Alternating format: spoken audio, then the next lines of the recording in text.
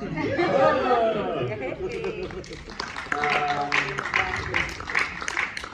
I just forgot because you really wanted the audience to ask questions. Eventually, and if the stupid, if the question is very stupid or very intelligent, you can get a one shirt. Okay. So I'm saying the film which we're about to see is it's basically homage in a way to Lino Brocka, one of the most important Filipino filmmakers. And he's also a filmmaker that's in a way deeply connected to your work. This is not the first film that in a way is connected to Lino Brocka. Kavan also plays in a band called the Brockas. So could you maybe talk a little bit about what Lino Brocka means to you, to both of you? How did you first encounter his cinema? And how readily available are his films? Because if I remember correctly, Kavan, you once even curated a smaller perspective of his films for the Biennale, right? So, Lino Brocka. Well, I didn't, when I was young, I didn't want to become I never had a dream of becoming a filmmaker. Just enjoyed watching films. All these Philippine B movies with, giant lizards and, different, like westerns and, different, like Filipino Popeye and, fun stuff. And, the one thing I ever saw Lino Brocka during so Lino Brocka is kind of the serious filmmaker, like considered the greatest Filipino filmmaker.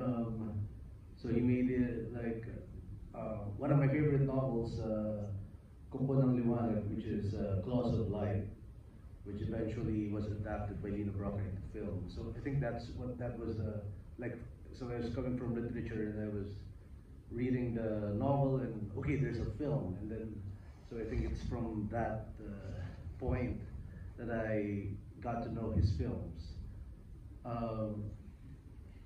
During that time, also Lino Brocka was everywhere. He was doing TV, so you know his name, and but in terms of like really getting access to his stuff, it's not so easy. We're just kind of lucky because there's this video rental place in Manila called Video 48. It's kind of the informal archive. Actually, that's where I got all of his 60+ films that I used for this film.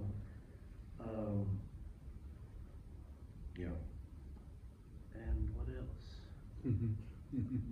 I don't know. It's just Brocka is just everywhere. As a filmmaker, you can't evade him. It's just it's part of your psyche because it's like, I mean, we didn't go to film school, all of the Filipino wave filmmakers, but it's kind of the standard, along with Bernal, along with the other great Filipino filmmakers from Abellana, De Leon, Conde, and so it's just an inspiration that you can't deny.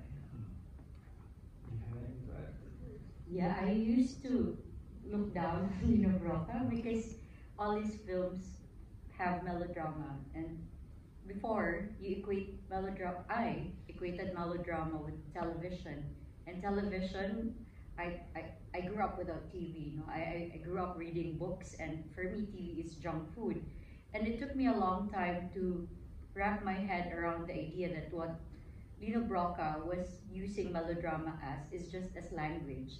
It wasn't, because still many of the things on TV now, they're the cheap tricks and the cheap storylines about children that got switched at birth. It's still the same fare, but Lino Brocka took that language and elevated it, but made it in such a way that he could speak to the masses without speaking down to them. But this took me a while to wrap my head around.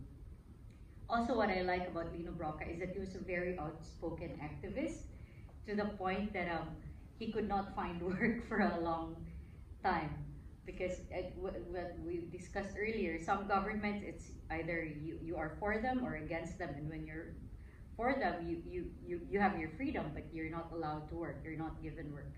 So this also happened to him, and in fact, some people took issue with the title National Anarchist, because they have this impression of Lino Broca as a very family fair filmmaker, which is not the truth because he himself said, I am so happy to have been called an anarchist because he wants to burn down all the institutions that he believes are keeping Filipinos dumb. Because this was my problem with melodrama. I believe that it was contributing to the dumbness, the dumbing down of a nation.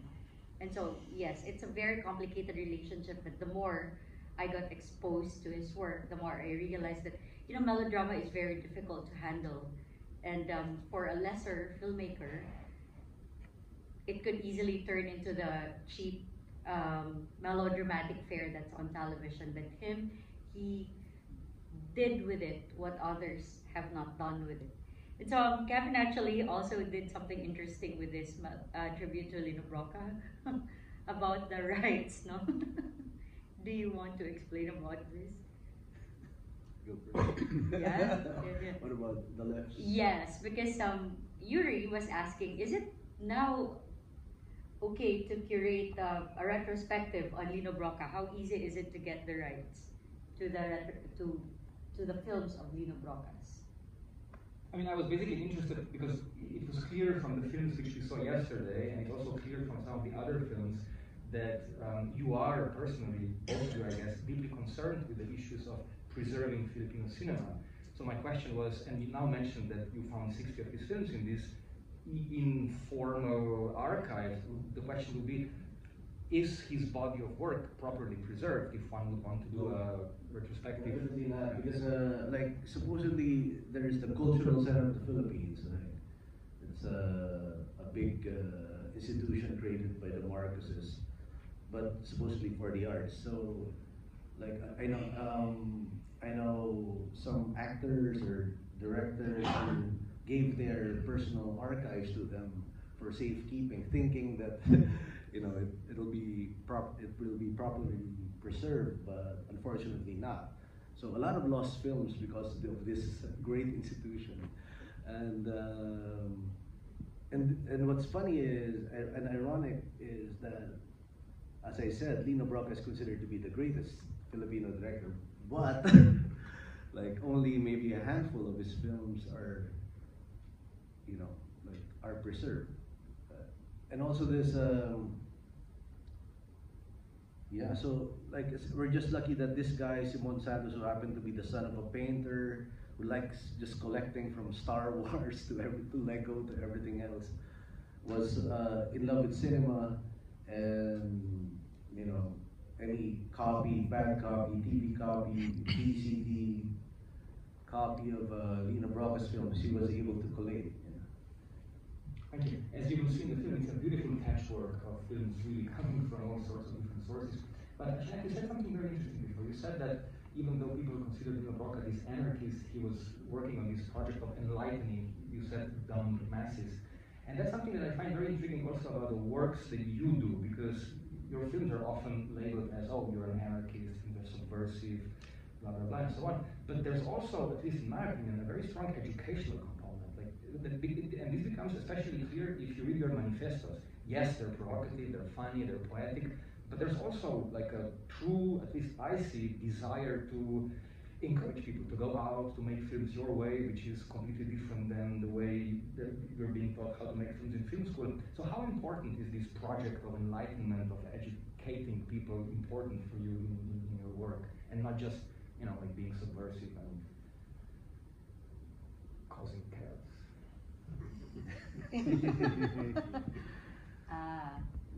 Okay. What was the question? Sorry. Yes. How important and how are we doing this? I don't know. I mean, I think that with what Kevin is doing, I'm not sure if it's educational. It's more of encouraging, just encouraging really, because he always says, as someone who did not go to film school, and myself also, I did not go to film school. Actually, I studied accounting. Yeah, and yeah, so for me, what he's doing is encouraging. He always says that the most difficult thing for a filmmaker is first film. It's just the cojones to go out and try. And once it gets easier, the more films you do, which is why he's done so many, And yes, I think the correlation there is that I I don't think it's deliberate though of Linos to enlighten. I think that he had so many frustrations, and in fact he got arrested because he was very active on the streets. He was concerned with, in particular, he was concerned about proper wages and the rights of film workers and other workers. And in those days, they had a very strong union sentiment. And this was back in the day when there were actually unions. Now you don't really have unions. It's strange because in 2024 you don't have unions anymore. You would think that the unions would be stronger, but they're gone now. And I think the connection between the two is that the two filmmakers continue speaking out. Lino's speaking out is done in a way that is more direct, very vocal, very confrontational.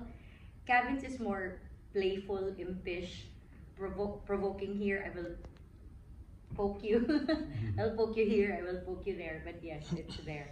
And these are important because these are two different types that we are talking about. But of course, the common denominator is that Marcos' time. No, the Lino Broca's time was Marcos Sr. and his time is Marcos Jr.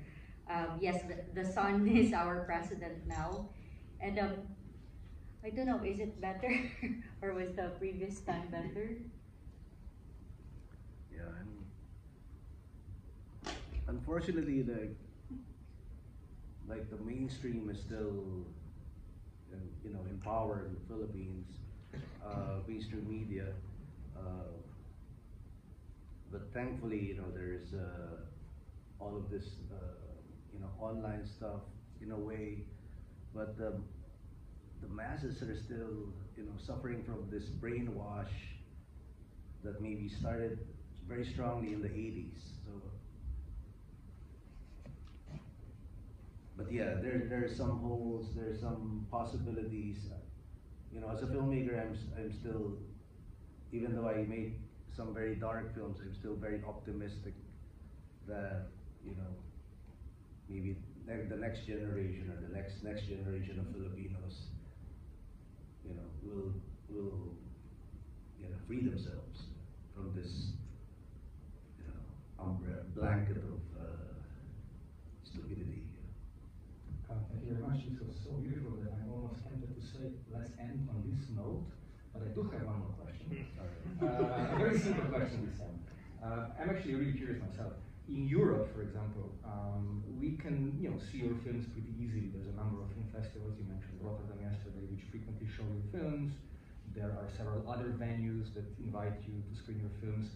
One of your films, Alipato, even entered regular theatrical distribution in Germany. How is it in the Philippines? How do you get to show your films?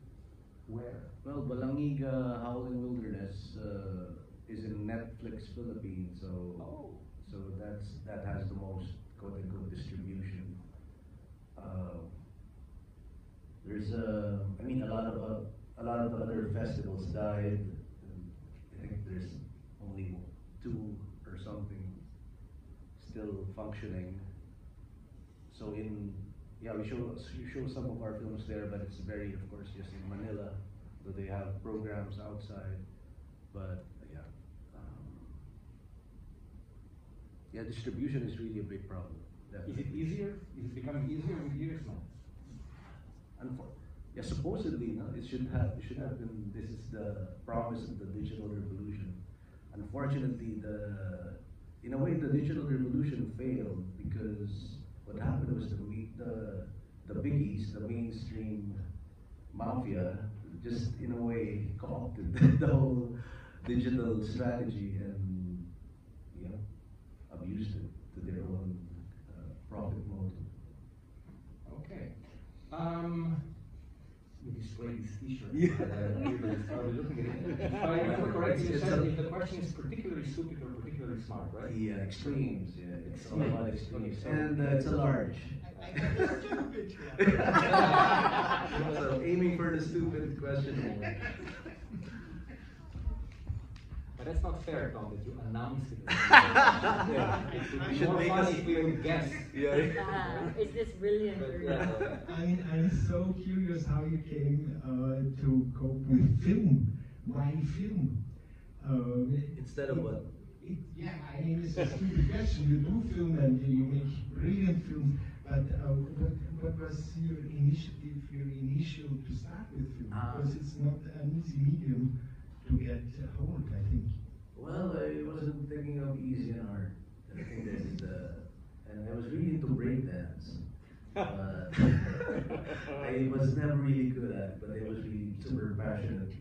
I was into a lot of things, and then maybe it was too early, or that like the block saying you're not good enough, and I want to be great at something. So I was deep into poetry, and then I saw this crazy black comedy short film by a Filipino who had, for some weird reason during that time, it was being shown on national TV, late night, I don't know, 10 minutes, this short film about a corrupt politician being killed by a giant flying pencil, and I said, oh, this is like poetry. Yeah. So what I write, and I thought, okay, filmmaking can become like an extension of my creative writing. And I think during that time, yeah, I was just having too much fun to think, okay, will I be great at, like that block, that limitation of, I just enjoyed it and was just making, because I was making since '94. Maybe I got a little pat on the back here, a little award here in '97, and nothing, and then I opened up my cafe for kind of a counterculture club in Manila, and was just still making films, film after film. I just just got the film bug. You don't think if you're good or bad at it. you just want to do it, like breathing, like playing. And I think I only got, later on, like maybe 10 years later, someone, okay, that's let's show your film here or there. Yeah, so yeah, I think because I was not thinking. So don't think, just do. All right. Thank you. Do we maybe have another question? A contender. Is it okay to tape it? Yeah, sure. Okay. Well, I just saw one film of you about 6 years ago when Alexander Kluge showed it. And it was a film you did with kids in Manila. And it really shocked me, but it was an incredible experience. And there were two questions. The one thing is, how did you manage to make this kind of film with these kids? And how did you get in contact with Alexander Kluge? I think you're referring to Alipato, The Very Brief Life of an Emperor. Yeah. Yeah, I mean, those kids, except for the lead actor who is like kind of a professional actor, all the other kids are from different slum communities. And I wanted to, it's like a healthy mix of different characters, like an albino, a midget, and cripples, and yeah, we got them from everywhere, and they wanted to do it. I don't know if you're referring to the 2-year-old smoker. Yeah. For instance, just, I mean, in the film you will see a kid smoking, and it was because I mean, my film is kind of a sci-fi, super fictional black comedy, but at the same time, it's also a documentary of reality in the Philippines. Yeah. And we just saw his mother was making him smoke to get rid of the hunger, and we just documented it. And Alexander Kluge saw Alipato and for some reason revived his urge to make films again. So that's how Happy Lamento was born. yeah. And then we did one more, Orphea, for fun. And you made a movie yesterday. You showed it yesterday. Kind of. Yeah, that's so that was Catch 23 doing the voiceover of, because Alexander told me, film any of my writings, because I didn't know he wrote a lot of books. So yeah, so he wrote that about his 5th birthday, and I made Catch 23 read it. And those were all outtakes from the new film we just premiered in FIT Marseille, Phantasm of Revenge. So there was some hand coloring experiment, and yeah, with this 35mm. Thank you.